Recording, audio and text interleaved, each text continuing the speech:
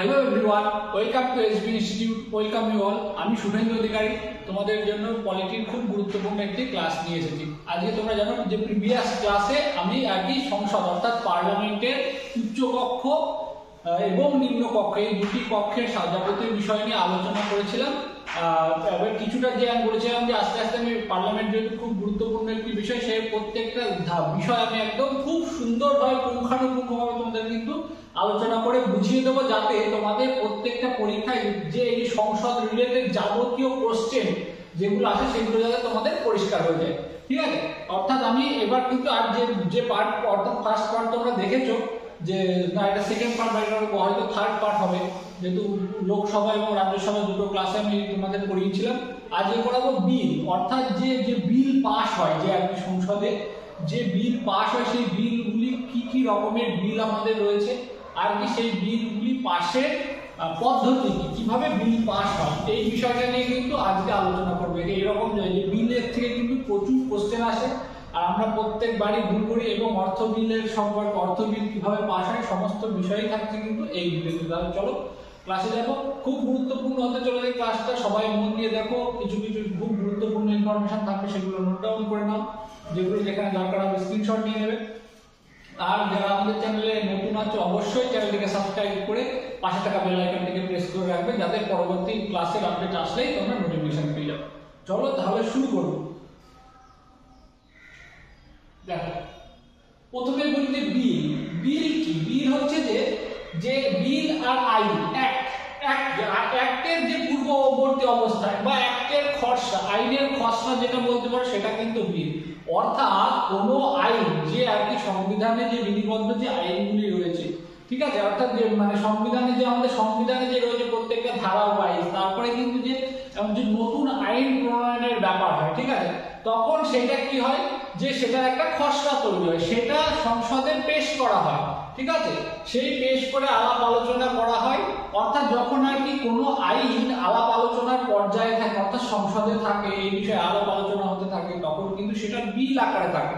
যখন সেটা সংসদের উভয় পক্ষে পাশ হওয়ার আলাপ আলোচনা হয়, তারপরে পরপর প্রথম রিডিং, দ্বিতীয় রিডিং, তৃতীয় রিডিং হয়, তারপরে যখন আর কি রাষ্ট্রপতির সম্মতির জন্য যখন বিলটাকে পাঠানো হয়, অর্থাৎ রাষ্ট্রপতি সেই বিলে যখন স্বাক্ষর করে, তখন কিন্তু সেটা আর বিল থাকে না, তখন সেটি আইনে পরিণত হয়ে যায় এবং সেটি কিন্তু কার্যকারী হয়ে যায়। ঠিক আছে, এই হচ্ছে বিল। তাহলে বিলের প্রত্যেকটা স্টেজ আমরা দেখবো, কারণ বিল আসলে বিলকে আইনে পরিণত হয়ে যায়, প্রত্যেকটা স্টেজই কিন্তু আজকের ক্লাসে আলোচনা করব।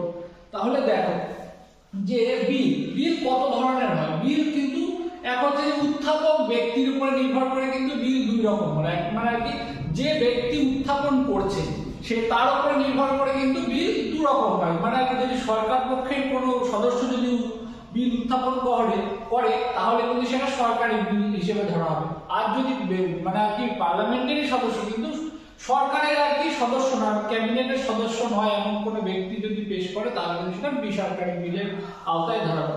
জেনারেলি অধিকাংশ বিলই কিন্তু সরকারি বিলের আওতায় পড়ে।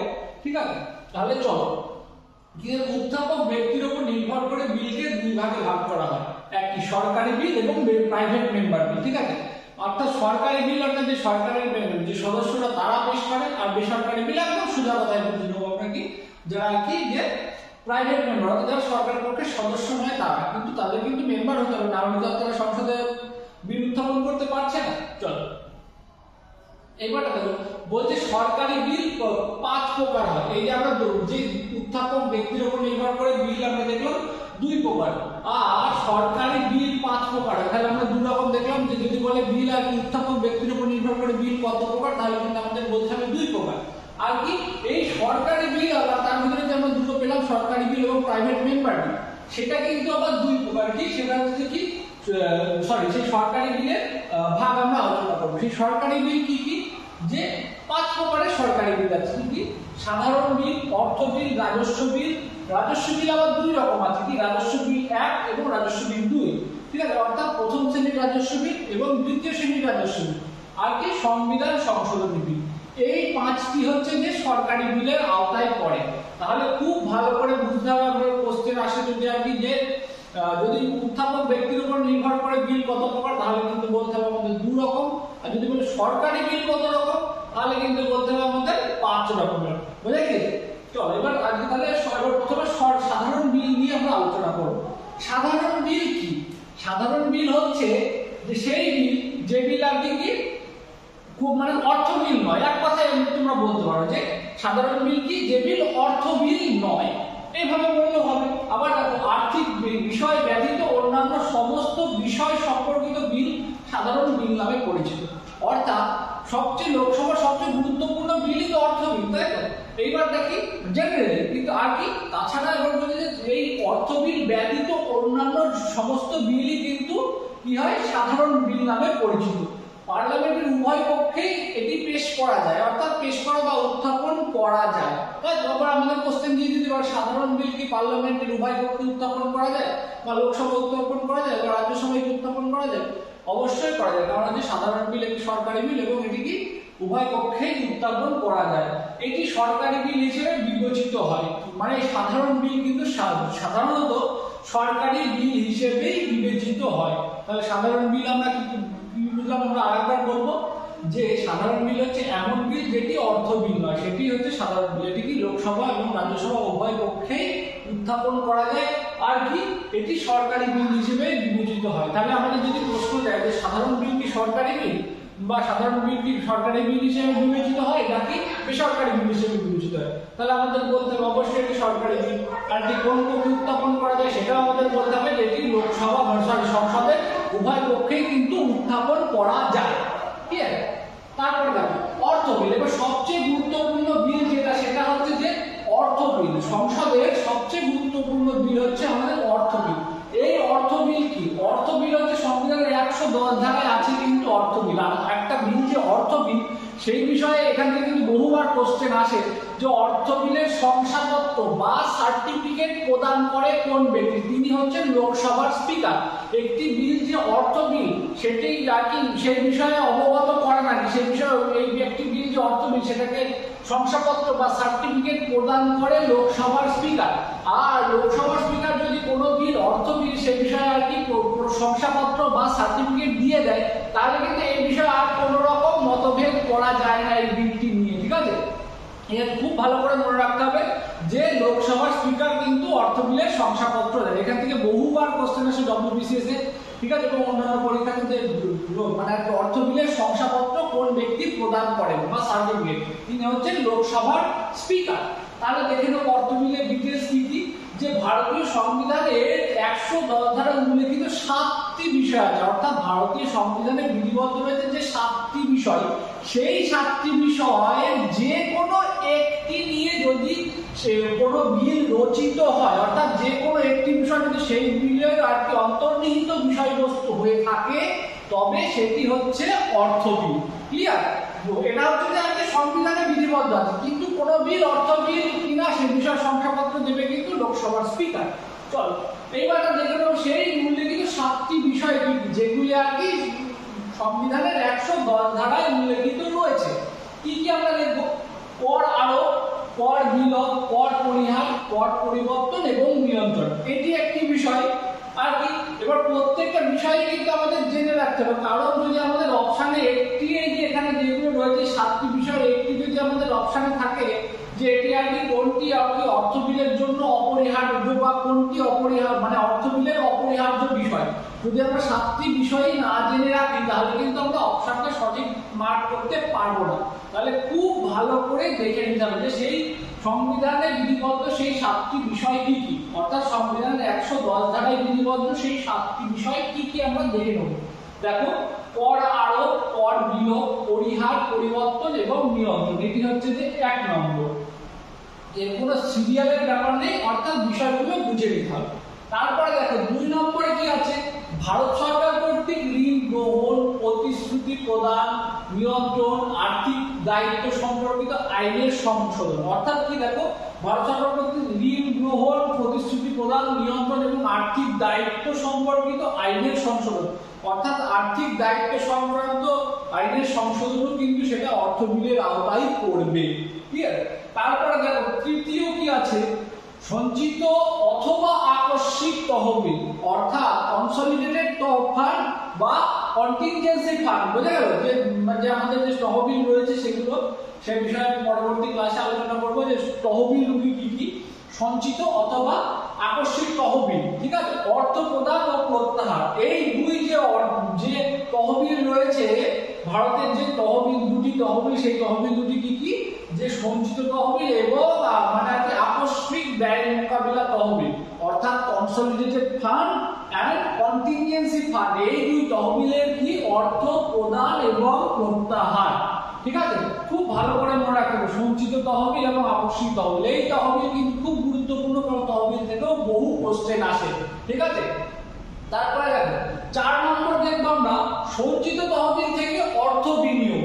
একদম খুব পরিষ্কার ব্যাপার যে সঞ্চিত তহবিল থেকে অর্থ বিনিয়োগের বিষয়টি কিন্তু অর্থবিল, ঠিক আছে। সঞ্চিত তহবিল থেকে অর্থ বিনিয়োগ, যে সঞ্চিত, যে ভারতের যে আর কি ভারত দেশের যে সঞ্চিত তহবিল আছে, সেই সঞ্চিত তহবিল থেকে অর্থ বিনিয়োগ করার ব্যাপারটিও কিন্তু অর্থবিলের একটা অপরিহার্য বিষয়। অর্থাৎ এই যে 7টি বিষয় রয়েছে, এই 7টি বিষয় হচ্ছে যে অর্থবিলের অপরিহার্য বিষয়বস্তু, ক্লিয়ার। তারপরে দেখো 5 নম্বর দেখবো সঞ্চিত তহবিলের ওপর কোনো ব্যয় ধার্য করা, অর্থাৎ সঞ্চিত তহবিলের ওপর কোনো ব্যয় ধার্য করা, সেটাও কিন্তু অর্থবিলেরই একটা অপরিহার্য বিষয়বস্তু। তারপরে দেখবো আমরা 6 নম্বর কি আছে, 6 নম্বর সঞ্চিত তহবিলে বিল অথবা গাণিতিক খাতে বরাদ্দ, অর্থের তত্ত্বাবধান উভয় সরকারের হিসাব পরীক্ষা সংক্রান্ত বিষয়। কি কি আবার ভালো করে দেখো, সঞ্চিত তহবিল অথবা গাণিতিক খাতে অর্থ বরাদ্দ, সঞ্চিত তহবিল এবং গাণিতিক খাতে যদি অর্থ বরাদ্দ এবং অর্থের তত্ত্বাবধান উভয় সরকারের হিসাব পরীক্ষা সংক্রান্ত বিষয়ও কিন্তু অর্থবিলের একটি অপরিহার্য বিষয়। আর কি 7 নম্বর দেখো উপরিউক্ত উল্লেখিত 6টি বিষয়ের আনুষঙ্গিক বিষয়, অর্থাৎ এই যে উপরে যে 6টি বিষয় উল্লেখিত রয়েছে, এই 6টি বিষয়ের আনুষঙ্গিক বিষয়, অর্থাৎ খুব ভালো করে বুঝতে হবে, যেহেতু অর্থবিলের আনুষঙ্গিক বিষয় নিশ্চয়ই অর্থ সংক্রান্তই হবে, তাছাড়া তো অন্য কোনো বিষয় অর্থবিলের আওতায় পড়বে না। তোমরা এই 7টি বিষয়বস্তু দেখলে আর কি এই 7টি বিষয়ের আনুষঙ্গিক বিষয়বস্তুগুলি যদি হয়, সেই বিষয় আর সেই বিষয় যদি মানে কি সেই বিলটির বিষয়বস্তু হয়, তাহলে সেটিও কিন্তু অর্থবিলের আওতায় পড়বে। তাহলে আমরা কি কি পেলাম আরেকবার বলছি, দেখো সংবিধানের 110 ধারায় উল্লিখিত 7টি প্রধান বিষয়বস্তুর কথা বলা হয়েছে, যে এই প্রধান বিষয়বস্তুগুলোর যে কোনো একটি নিয়ে যদি রচিত হয় কোনো বিল, তাহলে সেই বিলটি অর্থবিল হবে।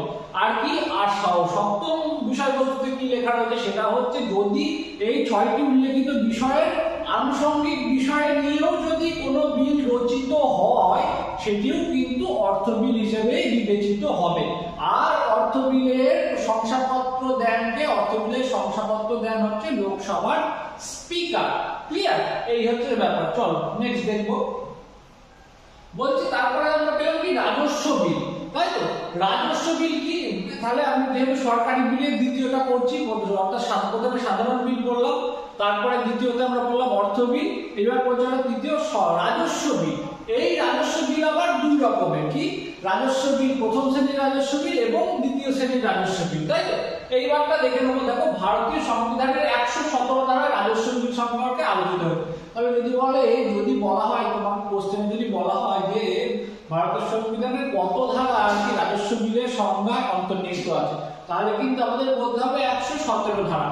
বা যদি বলে যে 117 ধারার বিষয়বস্তুটি কোন বিষয়ে আলোচিত হয়েছে, 117 ধারায় কোন বিষয়ে আলোচিত হয়েছে, তাহলে আমাদের বলতে হবে রাজস্ব বিলের বিষয়টি কিন্তু আলোচিত হয়েছে।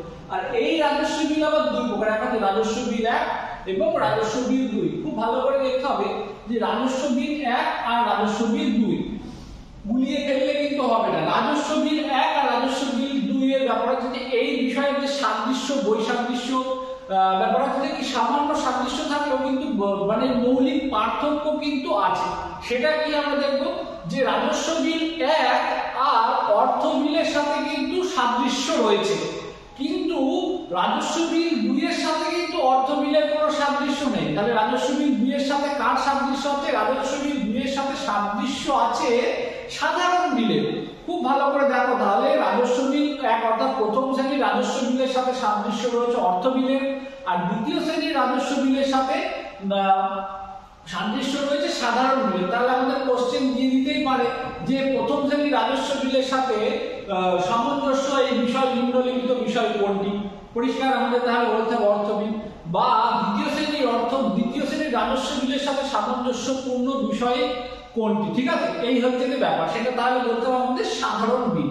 পরিষ্কার হয়েছে? তাহলে কি অর্থাৎ প্রথম শ্রেণীর রাজস্ব বিলে কিন্তু যে অর্থ সংক্রান্ত বিষয়াদি থাকতে পারে, কিন্তু সেটি অর্থ বিল হিসেবে কিন্তু বিবেচিত হবে না, ঠিক আছে, সেটি কিন্তু রাজস্ব বিল, কিন্তু অর্থ সংক্রান্ত বিষয়াদি থাকতে পারে, যেহেতু এই রাজস্ব বিল এবং অর্থ বিলে কিছু সাদৃশ্য আছে, মৌলিক পার্থক্য থাকলে। ঠিক আছে, চলো তাহলে আমরা পেলাম দুটো আর কি, অর্থ বিল এবং রাজস্ব বিল 1 এবং রাজস্ব বিল 2।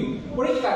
আর এই রাজস্ব বিল টেস্ট করতে হলে কিন্তু পূর্ব অনুমতি প্রয়োজন, মানে আর কি পূর্ব অনুমতি প্রয়োজন হয়, অর্থাৎ রাজস্ব বিল মানে উত্থাপন করতে গেলে কিন্তু পূর্ব অনুমতি নিতে হয়। সেই অনুমতি দিলে কিন্তু মানে সেই অনুমতি যদি পাওয়া যায় তবে কিন্তু রাজস্ব বিল উত্থাপন করা যায়। বুঝে গেল? এই হচ্ছে যে ব্যাপার। অর্থাৎ আমাদের প্রশ্ন আসতেই পারে যে রাজস্ব বিল উত্থাপন করতে গেলে কি অনুমতি প্রার্থনা করতে হয়? অবশ্যই অনুমতি প্রার্থনা করতে হয়। অনুমতি প্রার্থনা না করলে কিন্তু রাজস্ব বিল উত্থাপন করা যায় না। পরিষ্কার কথা? আর কি লোকসভা এবং রাজ্যসভা উভয় পক্ষে কিন্তু এই বিল কিন্তু উত্থাপন করা যায়। তারপরে দেখো সংবিধান সংশোধনী বিল। তাহলে দেখো এই সংবিধান সংশোধনী বিলটাকে খুব গুরুত্বপূর্ণ, অর্থাৎ ভারতীয় সংবিধানের যে 368 ধারায় কিন্তু সংবিধান সংশোধনের যে ব্যাপার স্যাপারটা সেটা কিন্তু রয়েছে ভারতীয় সংবিধানের 368 ধারায়। ঠিক আছে, অর্থাৎ সংবিধানের কোনো অংশ বা কোনো আইনের কি পরিবর্তন সংযোজন ইত্যাদি করার জন্য যে মানে কি পদ্ধতির মধ্যে দিয়ে আমাদের যেটা সেটা হচ্ছে সংবিধান সংশোধন, যেটা কিন্তু রয়েছে ভারতীয় সংবিধানের 368 ধারায়। আর এই সংবিধান সংশোধনী বিল কি সেটা আমরা দেখব। ভারতীয় সংবিধানের 368 ধারা অনুযায়ী, অর্থাৎ এই যে 368 ধারা কিন্তু খুব গুরুত্বপূর্ণ, এখান থেকে বহুবার কোশ্চেন আসে। অনুযায়ী সংবিধানের কোনো অংশ তথা আইনের পরিবর্তন সংযোজন ইত্যাদি যে বিলে অন্তর্ভুক্ত হয়, অর্থাৎ দেখো যদি কোনো আইন সংশোধন করতে হয় তাহলে কিন্তু তার জন্য একটা বিল পেশ করতে হয়, সেই বিলটা আগে সংশোধনী বিল হিসেবেই কিন্তু, অর্থাৎ কোনো আইন বলো সংবিধান কোনো কিছু সংযোজন বলো ইত্যাদির জন্য তার জন্য কিন্তু সংবিধান সংশোধন করতে হয়। যদি কোনো রকম এক কথা যে এডিটিং এর ব্যাপার, যদি সংবিধান এডিটিং এর ব্যাপারে তাহলে কিন্তু সংবিধান সংশোধনী বিলের আশ্রয় নিতে হয়, যেটা কিন্তু রয়েছে সংবিধানের কত ধারায়? 368 ধারায়। আর কি সংযোজন ইত্যাদির জন্য যে বিল অন্তর্ভুক্ত সেটি সংবিধান সংশোধনী বিল হয় পরিষ্কার। এই বিলে রাষ্ট্রপতি সম্মতি দিতে বাধ্য থাকে। তাহলে যদি বলো, তাহলে আমার যদি কোশ্চেন করা হয় যে সংবিধান সংশোধনী বিলে রাষ্ট্রপতি কি কোনো রকম ভেটো প্রয়োগ করতে পারে বা কোনো রকম, তাহলে কিন্তু আমাদের বলে না সংবিধান সংশোধনী বিলে কিন্তু রাষ্ট্রপতি সম্মতি দিতে বাধ্য থাকে। আর কি বা যদি এটা প্রশ্ন যায় যে নিম্নোক্ত কোন বিলে রাষ্ট্রপতি সম্মতি দিতে বাধ্য থাকে, তাহলে কিন্তু আমাদের এই যে সংবিধান সংশোধনী বিলটা বলে দিতে হবে। আর কি উভয় পক্ষেই উত্থাপন করা যায়, অর্থাৎ সংবিধান সংশোধনী বিল কিন্তু উভয় পক্ষেই উত্থাপন করা যায়, রাষ্ট্রপতির পূর্ব অনুমোদন প্রয়োজন হয় না। অর্থাৎ সংবিধান সংশোধনী বিলের উত্থাপনের জন্য কিন্তু রাষ্ট্রপতির পূর্ব অনুমোদনের প্রয়োজন হয় না। পরিষ্কার? তাহলে কি পেলাম আমরা? 368 ধারায় সংবিধান সংশোধনী মানে সংশোধনের ব্যাপারটা কিন্তু 368 ধারায় আর কি এই বিল রাষ্ট্রপতির সম্মতি দিতে বাধ্য থাকেন। আর এতে লোকসভা এবং রাজ্যসভা উভয় পক্ষে উত্থাপন করা যায়, রাষ্ট্রপতি কি পূর্ব অনুমোদনের প্রয়োজন হয় না একটা বিল উত্থাপনের পূর্বে। ক্লিয়ার?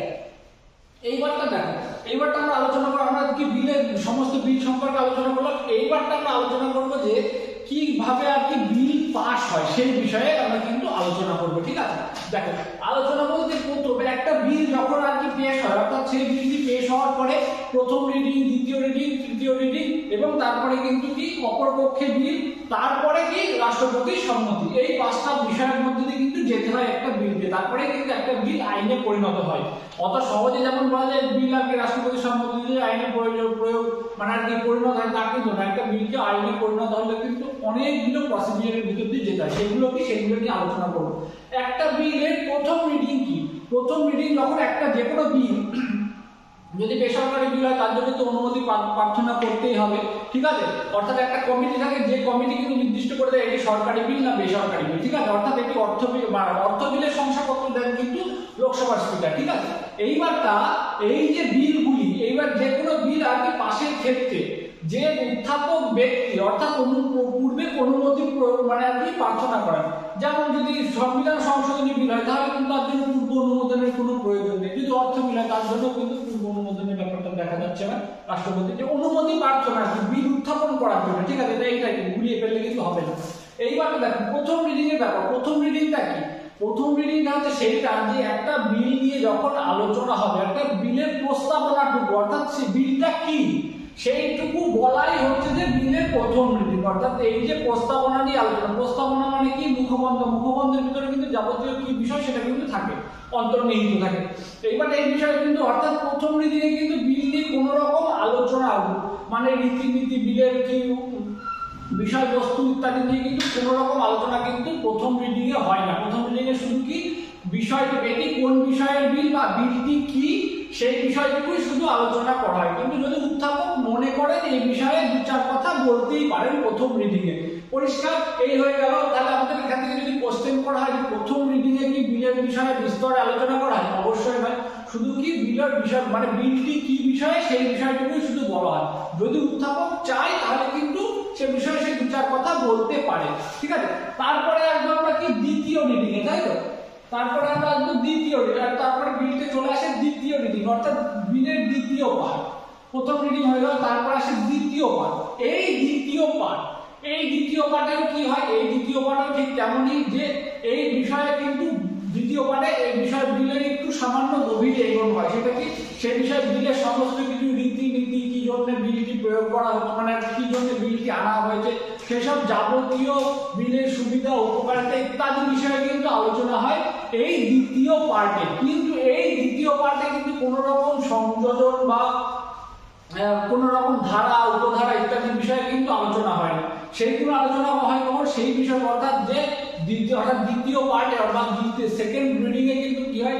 সেকেন্ড রিডিং এ কিন্তু কি হয় যে সমস্ত বিষয় কিন্তু আলোচনা করা হয়। যদি বলা হয় পুঙ্খানুপুঙ্খকে আলোচনা হয় তা কিন্তু নয়, সমস্ত রীতিনীতি বিষয়বস্তু নিয়ে আলোচনা হয়, ঠিক আছে। এইবারটা এরপরে তৃতীয় রিডিং আসে, ঠিক আছে। দ্বিতীয় রিডিং শেষে তারপরে আসে কি তৃতীয় রিডিং বা ফাইনাল রিডিং। সেই ফাইনাল রিডিং এ কি হয়? এই ফাইনাল রিডিং এ কিন্তু যে সেই বিলের ধারা উপধারা ইত্যাদি বিষয় নিয়ে কোনো রকম সংশোধন বা সংযোজনের বিষয় যদি থাকে তাহলে কিন্তু সেই বিষয়গুলো করা হয় এই তৃতীয় ধারাতে। অর্থাৎ একটা বিল নিয়ে কিন্তু কাটাছেঁড়ার বিষয়টা যদি বলা হয় তাহলে কিন্তু সেটা হয় তৃতীয় রিডিং এ। পরিষ্কার?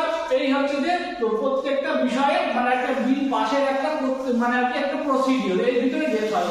আমি এর বেশি বিস্তারে আর যাচ্ছি না, কারণ এর ভিতরে কিন্তু যতগুলি গুরুত্বপূর্ণ জায়গা আমি সব বলে দিলাম।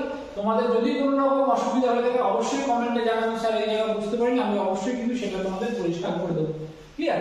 তারপরে দেখো, তারপরে কি দ্বিতীয় পক্ষে বিল। এই যে দ্বিতীয় পক্ষে বিলটার বিষয়টা আছে, দ্বিতীয় পক্ষে বিল অর্থাৎ যে বিল যখন একটা হয়তো লোকসভায় যদি উত্থাপিত হয় তাহলে রাজ্যসভাটা অপরপক্ষ হচ্ছে। যদি রাজ্যসভা উত্থাপিত হয় তাহলে কিন্তু অপরপক্ষ হচ্ছে আমাদের লোকসভা। এই হচ্ছে ব্যাপার। অর্থাৎ প্রথম পক্ষে মানে যে পক্ষে উত্থাপিত হচ্ছে সেই পক্ষে প্রথম রিডিং, দ্বিতীয় রিডিং, তৃতীয় রিডিং হওয়ার পরে কি হচ্ছে? তারপরে কিন্তু হচ্ছে কিন্তু বিলটির অপর পক্ষে প্রেরণের একটা ব্যাপার, ঠিক আছে। আর এই অপর পক্ষে প্রেরণের ব্যাপারটা আসছে তখন কিন্তু অর্থাৎ অপর পক্ষের সম্মতির একটা ব্যাপার। যে অপর পক্ষ যদি সাপোজ লোকসভায় একটা বিল পেশ করা হয় তারপরে সেটা কি যাচ্ছে সেই লোকসভায় বিলটি পাশ হওয়ার পরে কিন্তু যা পাঠানো হচ্ছে তাকে কোথায়? রাজ্যসভায়। এইবার রাজ্যসভায় যদি সর্বসম্মতি করবে, রাজ্যসভা সেই বিলটি নিয়ে আলাপ আলোচনার ব্যাপার যে হোক, তারপরে সেই বিলটি যদি সম্মতি থাকে রাজ্যসভা তাহলে কিন্তু সেই বিলটি সম্মতি দিয়ে তারপরে সম্মতি যদি রাজ্যসভা দিয়ে দেয় তাহলে ভালো কথা। যদি না হয় তাহলে কিন্তু কি সেই বিলের বিষয়ে রাজ্যসভা যে রাজ্যসভার কোনো সংশোধন থাকতে পারে, রাজ্যসভার সদস্যরা যদি কোনো সিদ্ধান্ত নেয় যে এই বিলের সংশোধন বা সংশোধন করতে হবে, ঠিক আছে, তাহলে কিন্তু সেটা কিন্তু সেই সুপারিশ কিন্তু তারা কিন্তু লোকসভাতে পাঠাতে পারে। এবার সেই বিষয়ে কিন্তু গ্রহণ করবে কিনা তাই সেটা কিন্তু লোকসভার ব্যাপার, ঠিক আছে। এই হচ্ছে ব্যাপার। কিন্তু সেটা তারা কিন্তু সুপারিশ কিন্তু করতে পারে, এই হচ্ছে ব্যাপার। তারপরে কিন্তু বিষয়টা কি হয়?